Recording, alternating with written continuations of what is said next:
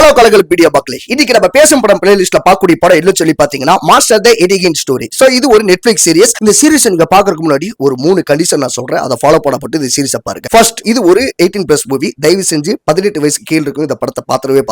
இன்னொன்னு, இதே பலவீனமானோர், ரொம்ப சென்சிட்டிவா இருக்கிறவங்க இந்த படத்தை பாத்துறவே. இன்னொன்னு, இந்த சீரிஸ்ல ஒரு 8 எபிசோட் இருக்கு. அந்த 8 எபிசோடையும் நீங்க கண்டினியூவா பாத்துறாதீங்க. தயவு செஞ்சு நைட் டைம்ல தனியா இருக்கும்போது கண்டினியூவா பாத்துறாதீங்க. உங்களை ஒரு சைக்கோ கில்லரா ஆக்கறதுக்கு ஏகப்பட்ட வாய்ப்புகள் இருக்கு. நான் ஒரு 2 எபிசோட் தான் கண்டினியூவா பார்த்தேன். எனக்கு ஒரு மாதிரி ஃபீல் ஆச்சு. அதனால 1 by 1 ஒவ்வொரு டேவா கிடைக்கும் போதெல்லாம் பாருங்க. இப்ப கதைக்கு வரும். சுடுகாட்டுல புதைக்கப்பட்ட பெண் சடலங்க தோண்டி எடுத்துட்டு வந்து ஒரு பெண் போல தன்னை சித்தரிச்சுக்கின்றதுக்காக தோல் எல்லாமே உரிச்சு உங்களோட ஃபேஸ் கேட்டு அவங்க மாஸ்க் எல்லாமே தோல் மட்டும் கிழிச்சு எடுத்து போட்டுக்கிறேன். குறிப்பிட்ட லெவல்ல ரொம்ப முத்தி போய் ரொம்ப சைக்கோ கில்லர் ஆயிடுறாரு. கிளைமேக்ஸ் எப்படின்னு சொல்லி பாத்தீங்கன்னா, இவரை வச்சு நிறைய சைக்கோ கில்லர் எல்லாருமே உருவாயிடுறாங்க. உங்களை எல்லாம் கண்டுபிடிக்கிறதுக்கு கிளைமேக்ஸ்ல ஒரு வந்து துணையா இருக்காரு. இந்த சீரிஸை பத்தி முழுவதா சொல்ல விரும்பல. தயவு செஞ்சு சீரிஸை நெட்ஃபிளிக்ஸ்ல பாருங்க, அப்பதான் இன்ட்ரெஸ்டா இருக்கும். மாதிரி படங்களை தெரிஞ்சுக்கணும். நம்முடைய கலகலப்பு மீடியாவை சப்ஸ்கிரைப் பண்ணிக்கங்க, ஃபாலோ பண்ணிக்கங்க.